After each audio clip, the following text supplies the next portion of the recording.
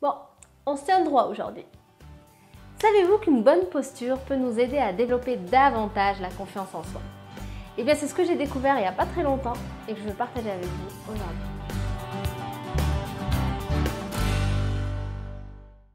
Alors bonjour et bienvenue, ici Manaï Bali du blog Chemin Gagnant. Il n'y a pas très longtemps, je suis allée à un événement pour voir un des conférenciers que j'admire beaucoup. Et je suis allée avec un de mes amis qui, lui, ne connaissait pas la personne, donc il ne l'avait jamais vue, il ne savait pas à quoi cette personne ressemblait physiquement. Donc j'étais dans le hall, avant de rentrer dans la salle, j'attendais mon ami, il y avait aussi ce conférencier qui n'était pas très loin.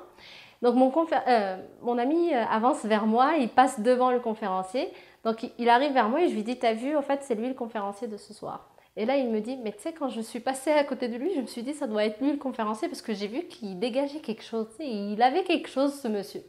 Donc là, on l'observait tous les deux et on le regardait, on était là. Mais oui, c'est fou, il dégage vraiment quelque chose alors qu'il était juste debout. Tu sais, vraiment, il avait une posture qu'on appelle une posture d'excellence.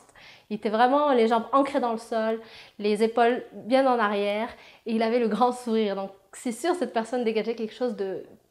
Il respirait la confiance, vraiment. En le voyant, on se disait, c'est sûr, cette personne, elle a une bonne estime d'elle-même, elle a confiance en elle. Et donc après ça, quelques jours plus tard, je discutais avec une amie qui, elle venait de faire une petite formation avec son fils de 5-6 ans. Ils sont allés faire une petite formation justement pour les enfants, pour l'estime de soi et la confiance en soi.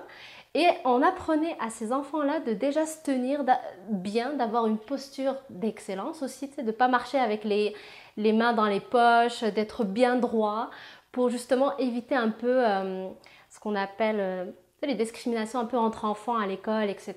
Et on leur parlait déjà de cet outil-là, de la posture. Donc moi, j'étais fascinée. Après ça, je me suis dit, waouh, il faut vraiment que j'aille faire des recherches là-dessus. J'étais vraiment intriguée.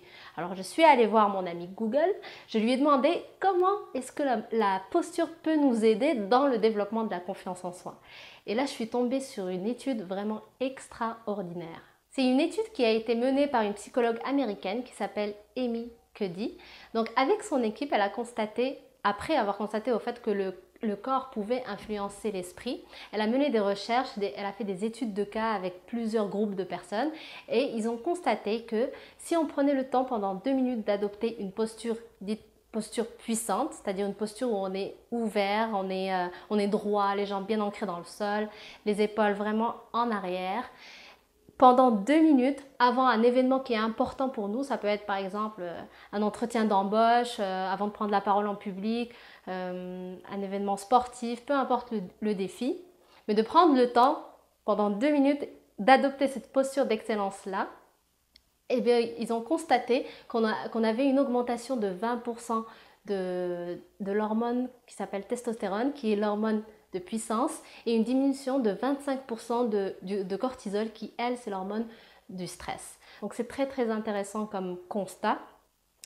Surtout que aussi dans l'étude, pour aller plus loin, Amy Cuddy, elle dit que même si on n'y croit pas, à force de le faire, elle dit même une phrase « fake it until you become it », c'est-à-dire fais-le, à force de le faire, ton cerveau va l'enregistrer et au bout d'un moment, tu vas vraiment devenir cette personne-là qui a vraiment confiance en adoptant cette posture-là 2 minutes avant chaque événement qui est important pour soi. Aussi, gardez en tête toujours que c'est en faisant des petits changements tous les jours que je vais réussir à atteindre mes objectifs. C'est la méthode des petits pas. Un pas à la fois chaque jour, ça va me permettre de développer davantage ma confiance en moi. Et c'est ce que dit aussi Amy Cuddy, « Tiny tricks can lead to big changes ». Donc j'espère que vous allez appliquer ça. 2 minutes avant un événement qui est important pour vous, vous adoptez une posture d'excellence, une posture puissante. Vous avez les jambes bien ancrées dans le sol, vous êtes ouvert, les épaules en arrière. Et ça peut vous aider à avoir davantage confiance et à affronter avec une meilleure confiance justement les choses qui sont importantes pour vous. Alors merci d'avoir regardé cette vidéo. Si vous pensez qu'elle peut aider d'autres personnes à développer davantage aussi leur confiance en eux, n'hésitez pas à la partager avec eux. Et puis si vous voulez avoir plus de détails sur cette étude, Amy Cuddy, elle a fait une conférence où elle explique justement en détail toute l'étude. Je vous ai mis la vidéo sur mon blog, vous pouvez retrouver le lien juste en haut ou juste en bas.